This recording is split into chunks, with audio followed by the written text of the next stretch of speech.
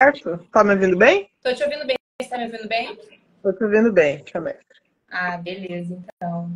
Vou apresentar então um projeto e depois eu peço para você se apresentar, porque acho que ninguém melhor do que você mesmo para fazer isso. Como seu currículo é muito grande, Tá bom. para não esquecer de nada, Pode ver. tá? A gente está iniciando mais uma live do Cinema em Movimento, Circuito Universitário, um projeto que é feito pela MPC Filmes, patrocinado pela Petrobras, pelo MINC. As nossas lives são para debater os filmes, eles ficam disponíveis, né, no nosso link lá no Instagram da MPC Filmes. E aí quem assiste e quiser participar da live, esse é o momento.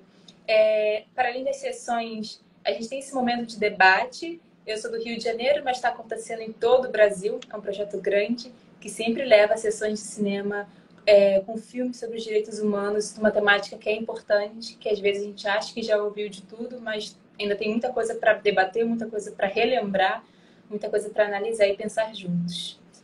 Então, hoje a gente tem aqui o Fernando. Muito obrigada pela sua participação, Fê. Quero que você se apresente, então. Obrigado você pelo convite, Pamela. Estou muito feliz que a gente está conseguindo conversar hoje, né? Em outra oportunidade não conseguimos, mas que bom que hoje estamos conseguindo. Então, meu nome é Fernando Luz de Castro, eu sou bacharel em Biologia, sou gaúcho, não sou do Rio de Janeiro, mas eu moro aqui há 10 anos.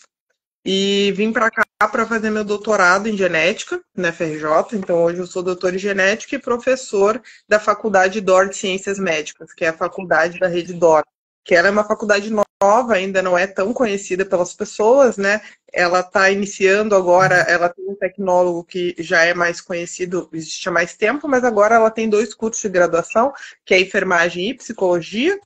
E nesses cursos eu sou docente, né, desses 2 cursos e também trabalho com as atividades de extensão destes 2 cursos. Inclusive, no curso de psicologia, e depois eu vou até comentar durante a nossa live, a gente faz um trabalho chamado de desconstruções, que é justamente um trabalho com futuros, né, psicólogos, psicólogas e psicólogos, para que eles entrem, né, em contato com as diferentes pluralidades, né, que existem aí na nossa sociedade, para que a gente consiga formar novos profissionais nessa área que já tem uma consciência da diversidade que a gente encontra por aí, né?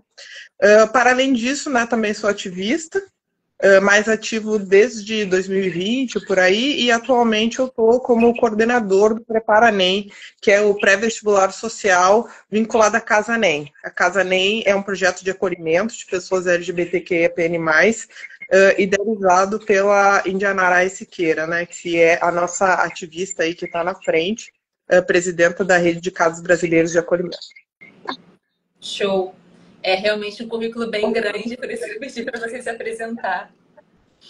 E sobre o filme, Para Onde Vão as Feiticeiras, como é que foi você assistir? Que saltou aos olhos, assim, porque é um filme muito complexo, muito legal, muito diferente, né? Um documentário que é praticamente 7 artistas performando ali no centro de São Paulo, que é uma cidade que a gente sabe que ainda está lutando muito para ser, né, anti-homofóbica e enfim, todos os preconceitos possíveis, né? Como foi para você assistir? O que saltou os olhos? O que você mais ficou impressionado? Então, você falou da cidade de São Paulo, né? Mas nosso Brasil, como o mundo como todo, né? Países ainda mais do que o nosso Brasil, ainda esse nosso Brasil, né? A gente está vendo por aí muita coisa acontecendo, né? Países onde a homofobia, a transfobia, inclusive, né? São, como é que é, respaldadas pela lei, né? Países onde é crime ser uma pessoa trans, por exemplo. Felizmente, aqui no Brasil, a gente ainda não tem esse tipo de coisa. Espero que nunca tenhamos esse tipo de retrocesso, né? Mas o filme teve bastante conteúdo. Assim, o filme eu achei muito interessante. É um filme que eu ainda não tinha assistido. Fiquei muito feliz de assistir. Ver a presença da Erika Hilton ali no filme também, né? Marcando. E ele fala justamente, né, ele traz um apanhado muito interessante, porque a maneira como ele é guiado, assim, o fato dele ser um filme que, apesar dele ter um mote principal, né, um objetivo ali dos artistas fazerem ele, o filme na rua, ele também vai muito em relação ao improviso, ao que está acontecendo naquele momento, né? Então, nas entrelinhas, ele traz muito dessa nossa realidade brasileira, né? Que é tão diversa em relação também aos conhecimentos sobre as diferentes populações, ao preconceito manifestado, né, a intolerância religiosa, a questão do racismo, questão de LGBTfobia, tudo isso a gente consegue ver na interação direta ali com o público, né? Então eu achei muito interessante, não só com o público que passava na rua, como também com os próprios artistas, né, que estavam produzindo no filme. Então ele é um filme que ele traz muitos pontos, muito conteúdo, assim. Eu anotei várias coisas aqui que eu achei interessante, mas confesso que eu achei o filme assim, ele é bem denso, tanto que eu vi ele em duas partes. Eu não consegui ver ele direto porque eu estava querendo processar, sabe, bastante coisa. Porque realmente ele fala de muitas pautas, né, de muitas lutas, né. Muito embora, eu até comentei com meu namorado quando eu estava comentando o filme ontem, eu senti um pouco de falta ainda da luta das pessoas com deficiência, que é uma pauta que não sei se outras pessoas que comentaram já falaram sobre, mas muitas pautas foram abordadas, mas a pauta das pessoas com deficiência, principalmente por ser uma pauta ainda referente à legislação brasileira, eu acho que deu uma faltada, assim, né? A gente vê que conversa-se sobre as diferentes opressões, gênero, raça, classe, né? Mas eu acho que poderia ainda ficar mais incrementado se a gente trouxesse também, né, essa figura. Mas, assim, eu achei sensacional. Principalmente para alguém que está começando a entender como é que funcionam as opressões aqui no Brasil, querendo ter um panorama geral, né, dessas opressões, o resultado dessas opressões. Eu achei um filme muito interessante e muito criativo, né, na sua proposta. Eu gostei muito. Sim, você puxou essa questão das pessoas com deficiência, né? E tem um filme que eu não vou conseguir lembrar o nome agora, eu vou até tentar pesquisar em algum momento aqui para dizer que é um filme muito bom, de uma pessoa, de um diretor, que ele fala sobre as pessoas com deficiência, as pessoas PCD, na sua vida sexual. E aí elas falam, não sei se você já ouviu falar, ele agora deve estar disponível. E é muito interessante, assim, são relatos das pessoas falando abertamente sobre detalhes, coisas específicas, e são as pessoas falando delas, esse lugar de fala, né? E eu acho que o filme também traz um pouco disso, né? São 7 artistas, cada um com a sua particularidade, cada um com o seu jeitinho, pessoas que já fazem performance, pessoas que já são do meio, pessoas que não, e pessoas da rua que querem ali também falar alguma coisa, e eles dão voz para tudo, né? Até para as pessoas que agridem, né? Eles mostram até aquela reunião com aqueles pastores que quase, né, uma pessoa sai machucada porque ele ia levar um soco, eu acho. Se ninguém tivesse puxado ele deveria levar um soco, assim, no meio de São Paulo. Então, realmente, vou tentar lembrar o nome do filme. Não, eu já ouvi falar desse filme que você comentou também, né? Ele foi bastante comentado nas redes sociais, justamente porque ele traz essa visão, né, das pessoas com deficiência vivendo suas vidas normalmente, né, como, enfim, qualquer outra pessoa, e que muitas vezes é uma pauta que até dentro das próprias outras militâncias não é visto, não é comentado e não é considerado. Eu vi não só essa questão da pessoa com deficiência, mas também a questão de pessoas que são neurodiversas, né? Até dentro das iniciativas LGBTQIA+, já vi pessoas que conheço muito próximas sofrendo psicofobia. Então, assim, eu acho que é uma pauta ainda bem importante da gente comentar, né? Mas você falou dessa questão das relações com as pessoas na rua, né? A gente está falando sobre isso. E é muito interessante também ver como cada um, de acordo ali com a sua vivência, de acordo com as suas dores, responde e age, né, de maneiras diferentes a essas opressões. Teve uma cena que me marcou muito ali no início, né, que foi a cena de um senhor que chegou pedindo cigarro, né, e aí a personagem ali que representava, né, a liderança do MSTC, a Preta Ferreira, ela reage, né, de uma maneira mais ela se nega a ser respeitada ali naquele lugar, né? Enquanto que os outros homens ali da produção diziam, não, se fosse eu dava e tal. E aí já mostra, né, que ela já tem um outro lugar, né, naquela relação, naquela interação pela vivência dela, por aquilo que ela conhece, né, que atravessa ela, que não atravessa eles, né.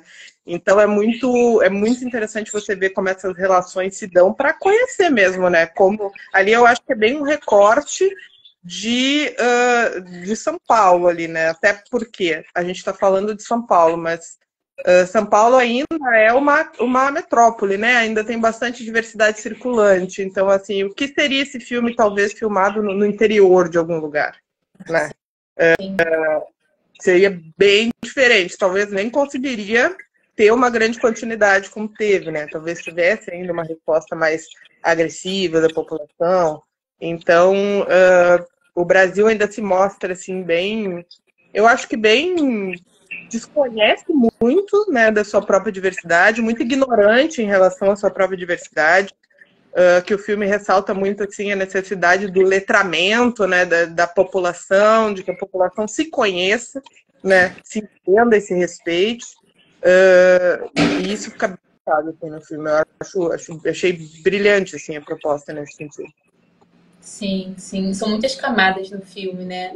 Eles estão ali debatendo o roteiro e já cortam entrando em uma floresta, em uma mata e já vão para as pessoas indígenas, né? Já fala desse povo. E aí alguém fala assim, ah, mas você vai botar um indígena rapper? Não tem nada a ver. Aí depois aparece o indígena rapper falando, né? Uhum. É bom que eles mostram, assim, não sei quantos cortes foram feitos no filme, mas parece que não teve, né? Parece que eles foram gravando e foram colocando até as discussões, até os embates com a própria diretora, né? Que não foi embate, mas foi um diálogo ali de falar: se você quiser, você vai cortar esse filme, porque você é essa pessoa que está em liderança, né? A Renata Carvalho fala uma fala muito forte: eu sou atriz, sou uma mulher trans e estou fazendo um filme agora porque você está dando esse direito. Se você quiser, você corta a minha fala e acabou o filme. Isso é muito forte, né? As pessoas que representaram ali, né, que a população trans, elas foram, né, as que mais me atravessaram, obviamente, né, e aí você vê muito dessa armadura mesmo que as pessoas trans carregam para sobreviver diariamente, né. Teve uma outra fala de uma das moças ali, que ela falou a respeito de como ela se posiciona diante do mundo, a moça que era transbinária, né?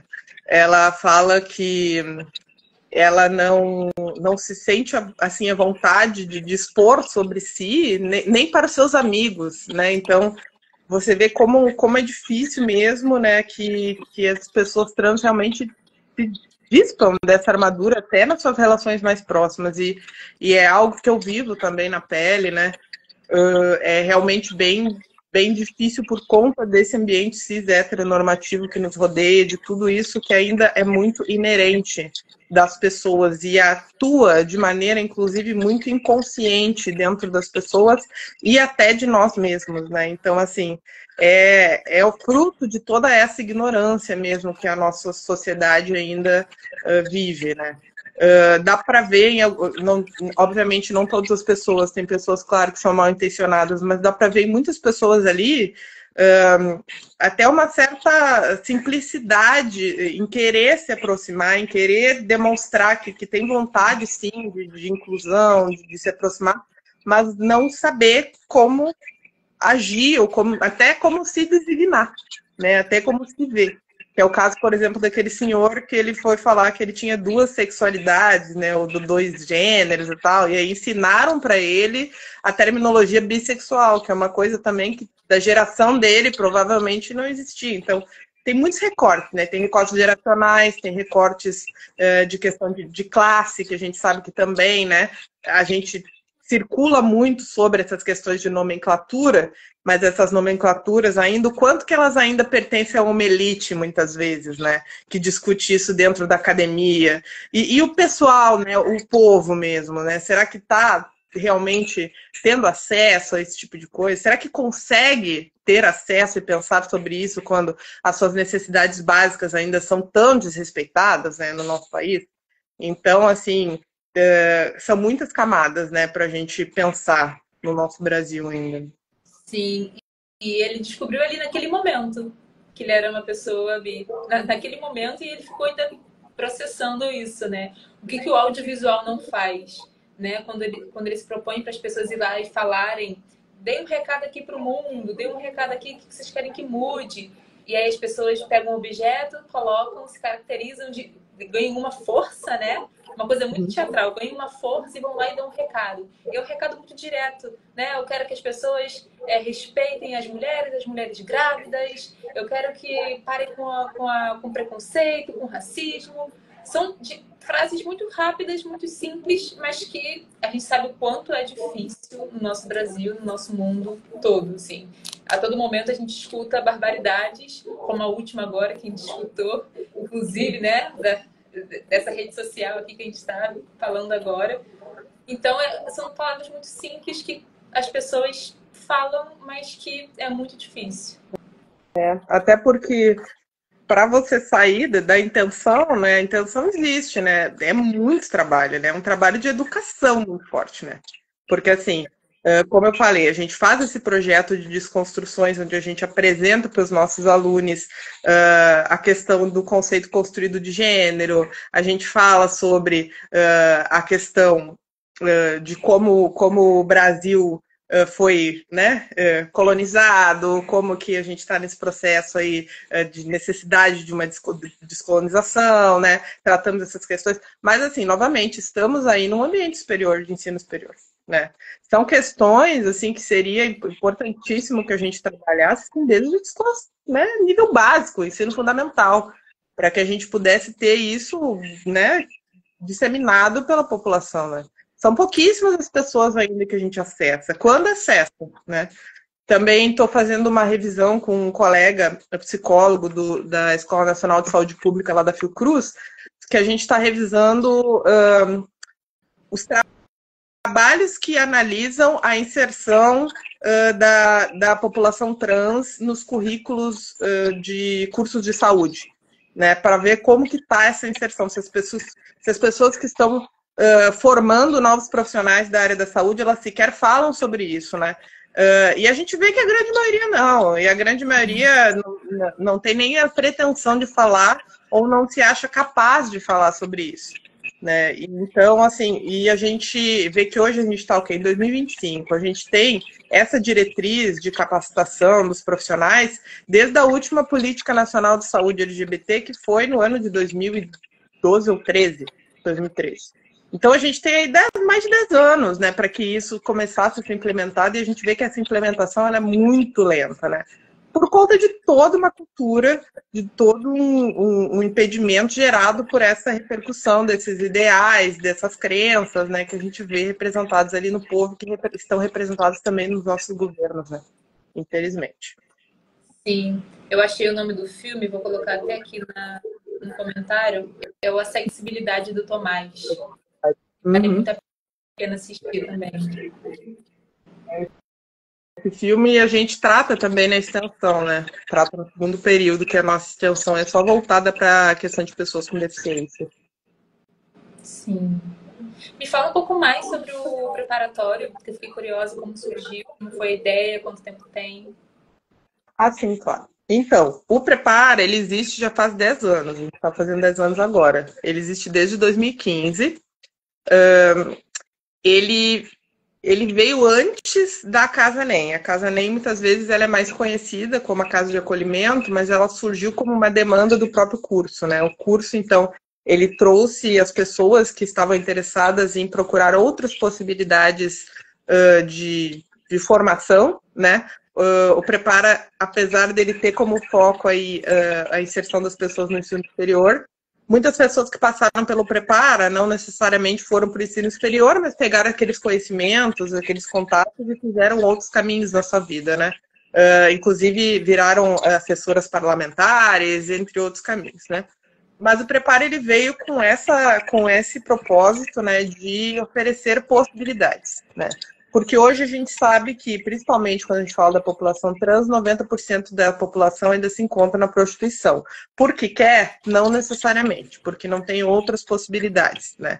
E a gente se coloca, então, como um canal, né, onde essas pessoas conseguem, na medida do que a gente consegue oferecer também, porque a gente hoje entende que não é só a gente oferecer o conhecimento, não é só a gente oferecer como que se faz determinada conta em matemática ou determinado conceito na física, porque no Prepara a gente luta contra um sistema que faz com que essas pessoas acreditem que a faculdade não é o lugar delas, que o que elas estão fazendo ali não vai dar em nada, que se elas vão entrar na faculdade elas vão sair porque não vão ser respeitadas. Então, a gente tem todo um movimento, né, para conseguir oferecer a possibilidade dessas pessoas ingressarem e continuar aí como uma rede de apoio para essas pessoas concluírem os seus cursos, né. Então, felizmente, né, a gente tem uma, assim, apesar de uma grande evasão, infelizmente, a gente tem aprovações todos os anos. Todos os anos no Prepara, a gente tem pessoas que são aprovadas,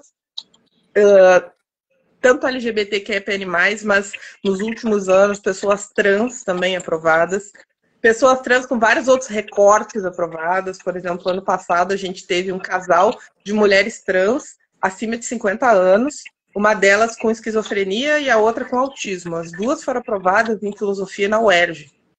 Então, o Prepara ele vem se colocar como esse ambiente de fortificação, de autoestima das pessoas, de criação de laços, e um ambiente também educacional para que possa preparar essas pessoas que muitas vezes foram expulsas, né, dos ambientes formais de ensino, que não contemplavam a sua diversidade, né? Então, o preparatório ele vem muito nesse sentido. Ele foi itinerante durante muito tempo, porque a gente ficava onde a gente podia ficar, né? Então, a gente tinha ocupações na Lapa, depois uma ocupação em Copacabana.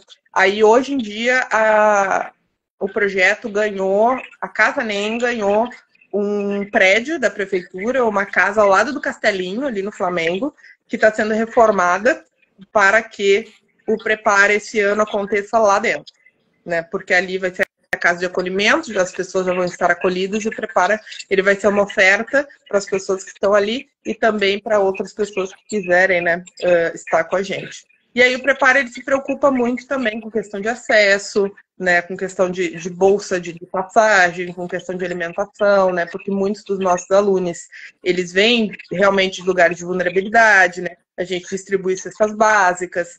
Então, tem todo um movimento para que a gente possa realmente fazer uma rede de apoio, de cuidado para essas pessoas, né? Muitas vezes, assim, alunos nossos estão ali, vão para a aula de matemática, de história, de física, já com a roupa, por exemplo, para ir para a prostituição depois. Então, assim, a gente realmente atinge um público que se encontra numa vulnerabilidade, mas se encontra com desejo de encontrar novos caminhos, né? Então, o Prepara, ele vem nesse intuito. Sim, porque é isso, né? Como você disse, não tem como só dar a educação, né? Só trazer aquele conhecimento que a gente sabe que é importante, sabe que vai chegar em algum lugar. Mas se a pessoa não tiver o que comer, a pessoa não vai conseguir estudar. Isso é o que mais é difícil das pessoas entenderem, né? Não é só as cotas, né? É o que mantém aquela pessoa dentro da universidade, né? É a passagem, é o bilhete que tem que funcionar tanto no Rio, tanto na Baixada, e não funciona ainda na Baixada. Então, os alunos da Baixada precisam gastar do seu bolso, precisam ter um segundo trabalho, né? A alimentação é o bandejão que tem que ser acessível, é uma bolsa, um auxílio universitário que tem que acontecer, que não pode faltar, que não pode atrasar, como já atrasou várias vezes, e às vezes falta. Então, é toda essa rede realmente. E como mesmo o filme aborda também, né? A gente tem que levar em conta as interseccionalidades que a gente vê ali, né? O Prepara é para pessoas LGBTQIAPN+. Sim, mas nós temos, no meio disso, nós temos várias outras pluralidades, né? Nós temos pessoas com deficiência, temos pessoas neurodiversas, nós temos pessoas de diferentes etnias, de diferentes raças. Então, a gente tenta fazer o possível para a gente aprimorar a questão da inclusão dentro do Prepara, né? Hoje em dia, eu vejo o Prepara como um ambiente de muito acolhimento, de muita troca, de muito crescimento, né? Ontem eu até estava conversando com um professor novo que está chegando agora, que vai dar história, e eu falei para ele assim, o Prepara ele não é um ambiente de afastamento, né? Muitas vezes na academia, até você vê, o professor ele cria um afastamento da turma ali, uma coisa assim formal. O Prepara não é esse lugar, porque afastamento as pessoas já tiveram a vida toda, já tem todos os dias, né? o preparo é um lugar para você se aproximar e viver aquilo, né, junto com as pessoas. Então você tem que estar disposta a estar ali, a estar presente e viver aquilo, porque muitas vezes os nossos alunos, por exemplo, vão precisar de ajuda para documentação, para retificação, para questão hormonal. Então são coisas para além daquilo, né? E a gente se coloca naquele lugar. A gente recebeu muitas mensagens de carinho, assim, de alunos dizendo: nossa, só consegui passar porque vocês me ajudaram com a questão da documentação para pedir as cotas, sabe? Então, é entender que não é só realmente isso que a gente está falando, não é só realmente o conteúdo. O filme mostra, né, uma série de opressões, de dores, é entender que essas dores, elas têm efeito no psicológico, elas têm efeito no emocional, elas têm efeito na estrutura da vida, na saúde, né? Como eu falei, eu sou biólogo, geneticista de formação, e hoje eu acompanho um grupo da Fiocruz que estuda os efeitos a nível de DNA. Então, a opressão, ela tem efeitos no seu DNA. Então, assim, é muito severo. Assim, a violência sobre os corpos humanos, ela causa marcas muito severas. E a gente tem que ter essa consciência de que esses corpos, infelizmente, estão marcados por toda essa vivência e de que eles precisam de um ambiente que realmente os impulsione, né? Então, assim, as pessoas que entram no preparo, elas têm que estar abertas a essa troca, a essa construção, e não tem protocolo. Né? Não tem um protocolo, porque a gente nunca sabe exatamente quem é que vai estar ali na nossa turma, e a gente vai aprendendo na convivência, né? Na humanidade. Confiança, né? É uma relação de confiança. O aluno precisa ter uma confiança, porque se ele não tiver uma confiança, não dá, assim, não dá para prestar atenção no conteúdo e ter aquele... Será que essa pessoa vai ser mais uma pessoa que vai, em algum momento, me colocar numa situação que eu já vivo e que eu tô aqui para não viver essa situação, né? Que todos os lugares se colocam, né? E, por exemplo, ano passado a gente estava com um projeto de extensão da UERJ. E aí, ok, isso é muito legal, a gente tinha estrutura, mas a gente tinha alunos que tinham medo de ir no banheiro da UERJ. Então a gente colocava nesse lugar, se precisasse de acompanhar, a gente acompanhava. Então, assim, é entender que existe essa necessidade de criar esse vínculo realmente, né? Vou te dizer, assim, eu sou professor, como eu falei, universitário, já dei aula em outras instituições também, mas o que me faz professor hoje em dia é dar aula no preparo. O que me faz um bom professor é isso.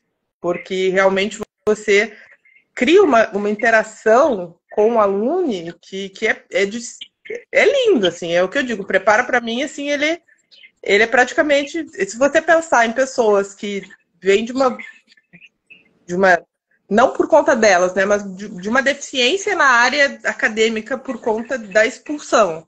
Então elas chegam lá pra gente, assim, sabendo quase nada, né? A gente, infelizmente, não consegue ter tantas aulas quanto a gente desejaria, muitas vezes por recurso. Ano passado também teve as questões dos conflitos na UERJ. Então, assim, e mesmo assim a gente tem aprovações. Mesmo assim os nossos alunos estão mandando pra gente exercício no WhatsApp, estão estudando em casa, estão mandando redação. Por quê? Por causa disso. Por causa desse vínculo, dessa confiança, né? Então, é aquela coisa ser humano com ser humano, né? E isso realmente não tem protocolo nenhum que ensine. Por mais que existem técnicas de didática, claro, muito importantes, mas é importante também você se colocar no seu lugar de pessoa ali, né? Sim, sim. Mais algum ponto do filme que você quer trazer? Deixa eu dar uma olhada. Várias anotações aqui. Eu achei muito...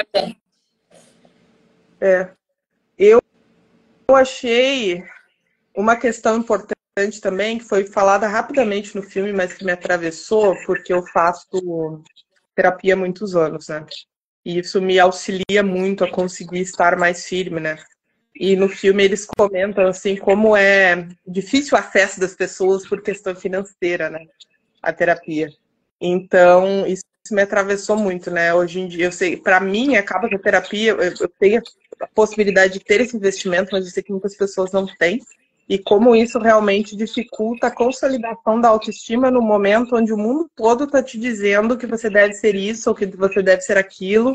E como que você diz, não, eu não sou isso, eu sou outra coisa, e se sustenta nesse lugar. Então,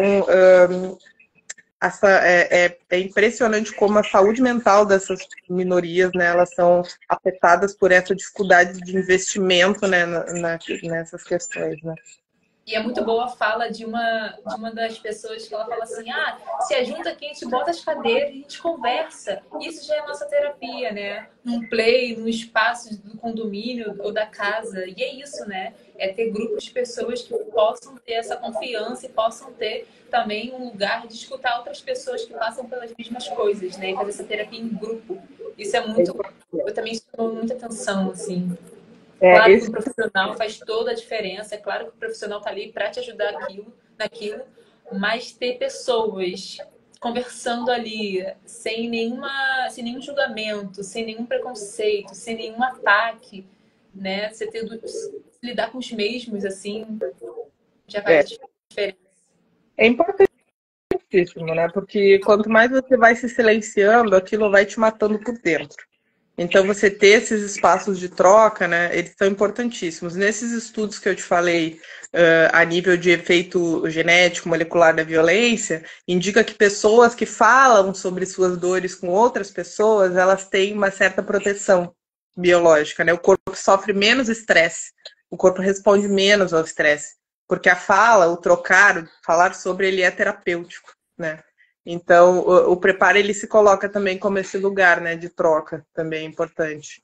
Mas uma coisa que eu observo, por exemplo, que eu ainda acho que é muito importante a gente lutar pela questão do profissional de psicologia podendo conduzir essas discussões e tal, é porque muitas vezes eu já vi que se você coloca muitas pessoas que têm dores muito pesadas juntos, às vezes aquilo amplifica para baixo, né? E as pessoas saem mal também. Então, assim, é importante, mas é importante também a gente pensar em investir em falar sobre a necessidade, né, de ter profissionais conduzindo essas conversas para que as pessoas, elas também não caiam nesse lugar, assim, porque também você vai ficar falando sobre violência, daqui a pouco você, às vezes, pode cair nesse lugar, né? Eu já vi, é bem comum também de acontecer. Que mais? Achei muito interessante que o filme compara, né? Mostra bem a necropolítica do Brasil, né? Compara os diferentes genocídios das diferentes populações, né? As populações que não são desejadas, né, pela norma. Traz os indígenas como, historicamente, a primeira população violentada no país, que eu acho que isso é importantíssimo também. É uma população também que muitas vezes também não se fala muito, né? Dentre as pessoas do filme que fizeram parte ali do elenco dos atores principais, não tinha uma pessoa indígena ali entre eles. Foram coletivos que eles foram, né, conversar, mas não tinha uma pessoa representando ali. Tanto que teve essa cena que você falou, né, que eles falaram entre si e depois foram falar com a pessoa indígena, né? Então eu acho importante demarcar também que os indígenas, essa demarcação que foi feita no filme, né, foram historicamente os primeiros população violentada no Brasil, né? Que mais? Achei muito bonito conforme também as pessoas foram agregando ali naquela atividade, foram falando essas frases que você fala, que eles se expressaram com as coisas na cabeça e cantavam, como isso refletia nas outras pessoas que estavam olhando, né? Como isso fazia as outras pessoas se sentirem pertencentes àquele espaço, né? Aquele lugar, e terem coragem, talvez, de dançar, né? Aquela música que falava sobre representatividade, por exemplo, das pessoas, né, pretas e pardas. Então, assim, achei bem bonito esse movimento também.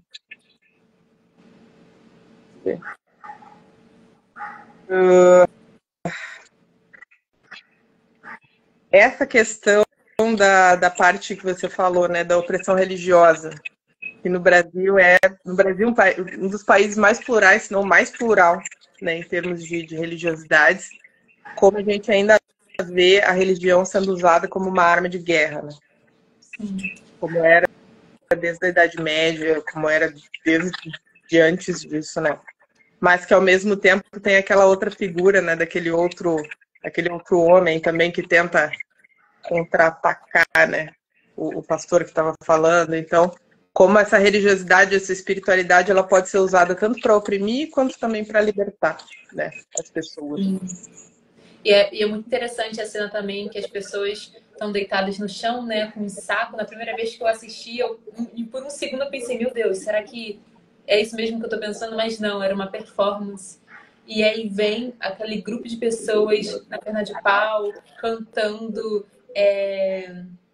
tocando, e as pessoas vão olhando assim. Aí tem algumas pessoas que dançam também, algumas pessoas que estão ali em situação de rua, dançam e festejam, né? É uma coisa que chega, é uma coisa que é um grito também. Eles usam como um grito, né? Um grito pelas pessoas que são assassinadas todos os dias. Todo mundo está deitado, são pessoas pretas do curta, mas também isso a gente sabe que é um pouco geral das pessoas LGBTQIA+, das pessoas trans, das pessoas indígenas, das pessoas das favelas, das pessoas faveladas.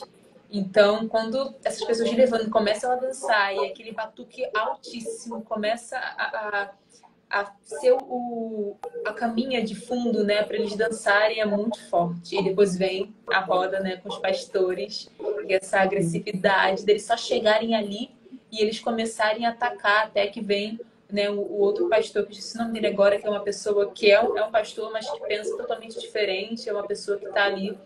Sempre em alguns documentários que eu assisto, ele está com uma voz de fala importante e trazendo o outro lado também do evangelho, um outro lado, né, do cristianismo. Então a gente vê essas duas vertentes também no filme, né? Ali o batuque e uma manifestação de religião de matriz africana, e o cristianismo e as pessoas usando da palavra para poder atingir, para poder dizer o que é certo, o que é errado, enquanto uma manifestação popular, uma manifestação de matriz africana está ali fazendo viva, né? Ressuscitam desse chão, vamos cantar, vamos dançar, que juntos somos fortes. E a gente vê a reação das pessoas assistindo aquilo, né? Muito diferente da roda dos pastores, por exemplo. Que entra em contradição entre si, né? Eles mesmos discutem. E a gente fica assim, meu Deus, né? O que vai acontecer? E chegam os artistas ali, os personagens do curto, do longa. É muito plural mesmo, né? Como isso acontece dentro do Brasil ainda, como você vê essas duas visões, né, da espiritualidade. Eu, pessoalmente, sou uma pessoa espiritualista. Hoje eu sou de uma linhagem espiritualista japonesa, chamada messiânica, muito parecida com o budismo. E, para mim, a espiritualidade foi um lugar de libertação, né? Por causa da minha caminhada, de como eu me entendi, né? Então, assim, dentro do meu templo, eu faço a oração junto ao altar de terno, como eu me sinto confortável, e isso não é uma questão. Então, assim, depende muito de como as pessoas lidam, né? Eu acho que é muito mais sobre isso, no fim das contas, né? Isso sempre foi, historicamente, sempre foi assim, né? Ele traz, o próprio outro pastor traz, né, visões diferentes.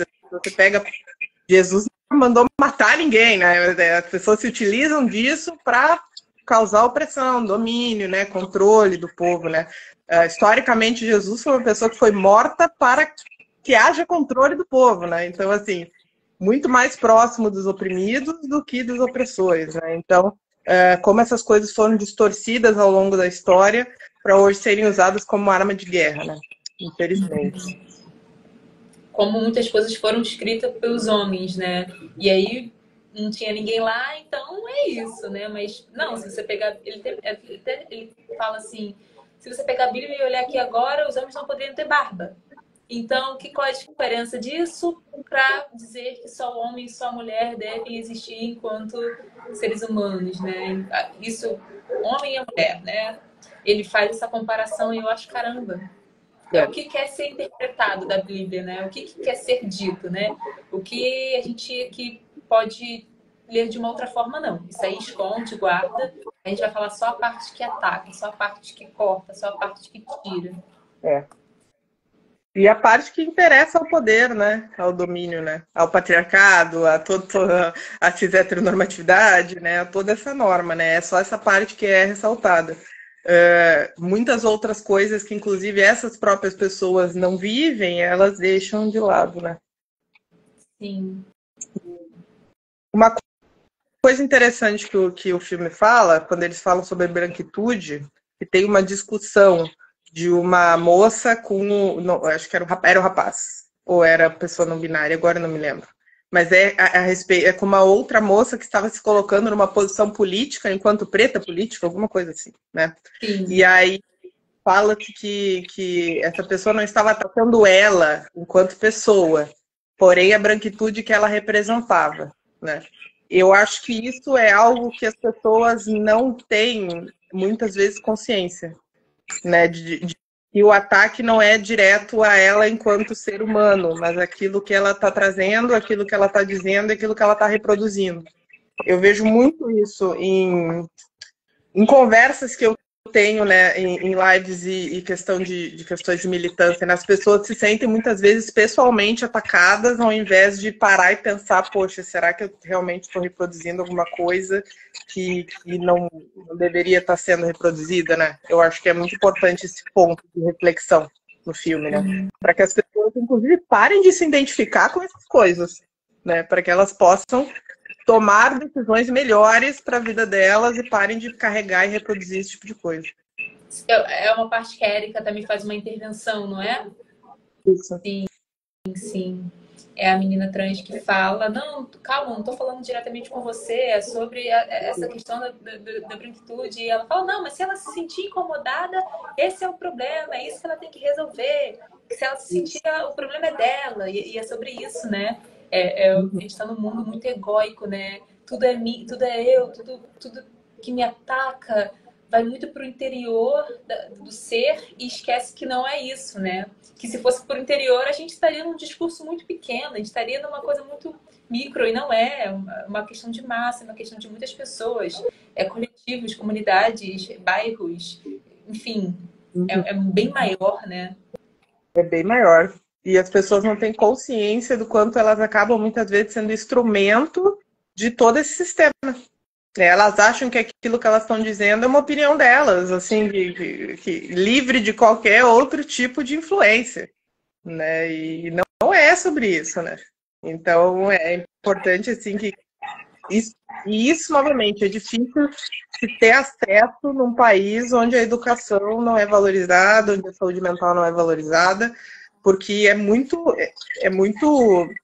refinado assim você conseguir parar e pensar assim, olha, isso eu concordo e isso eu estou repercutindo porque me falaram isso a vida inteira e eu acho que isso é assim, deve ser assim. Então, assim, são questões de autoconhecimento, né? E aí eu acho que a espiritualidade tem um papel muito importante, porque muitas vezes as pessoas não têm acesso, muitas vezes, a uma terapia, mas por conta das vertentes espiritualistas que elas seguem, muitas vezes elas conseguem chegar nesse lugar de autoconhecimento, de autoobservação, né? Então, eu acho que depende, né, muito de como as coisas são conduzidas, né? Sim, até porque essas pessoas não são aceitas, né? E dependendo da religião, ela te aceita como você é e tudo bem, né? Não tem certo, não tem errado. Tem a fé que você tem o propósito no qual você está lá, tem o que você respeita da religião, né? Eu venho de religião de matriz africana, venho do candomblé e desde pequena sempre teve pessoas diferentes e pessoas, não só homens e mulheres cis, sempre pessoas LGBTQIA+, pessoas trans que talvez ainda estavam no seu processo de mudança, no seu processo de se conhecer. E tudo bem, né? O importante é a fé que você tem, o importante é o que você trata, os deuses, né? E é isso, você é aceito. Então, isso também é um grupo que te acolhe, né? Uma comunidade, é uma família. Algumas religiões têm isso, né? De ser família.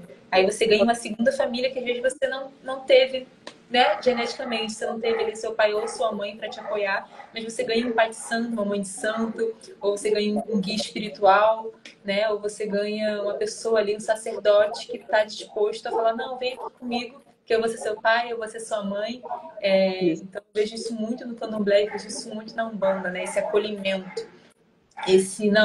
O importante é a sua fé, o importante é o que você dá no seu coração, não é importante a sua aparência, o seu corpo, o que você se identifica ou não.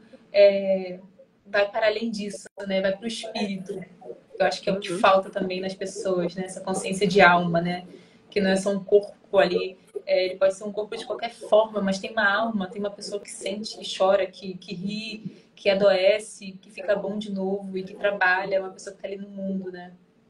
Com certeza. A espiritualidade já é reconhecida como uma dimensão de saúde pela OMS há muito tempo, né? E lá na faculdade a gente tem uma extensão do curso de enfermagem, que a gente tem algumas aulas sobre questão de espiritualidade e saúde. Então a gente tenta trazer essa dimensão, porque eu acho que isso hoje em dia, assim, não tem como você ter uma saúde integral se você não considerar essa dimensão, sinceramente, né? E cada vez mais o Brasil tem se falado disso, os povos originários têm batido muito nessa tecla, né? Que eles vêm também com essa questão forte de espiritualidade, conexão com o todo, conexão com a terra, né? Que também nos falta para a gente parar de destruir esse planeta, né? Como a gente está fazendo.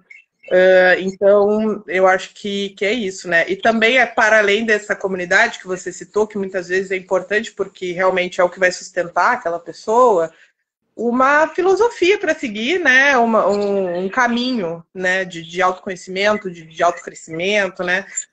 No geral, as vertentes espirituais elas dizem para você olhar para você, né? Não ficar criticando os outros, para você se aprimorar em você, né? As suas questões, né? Os seus demônios internos, né?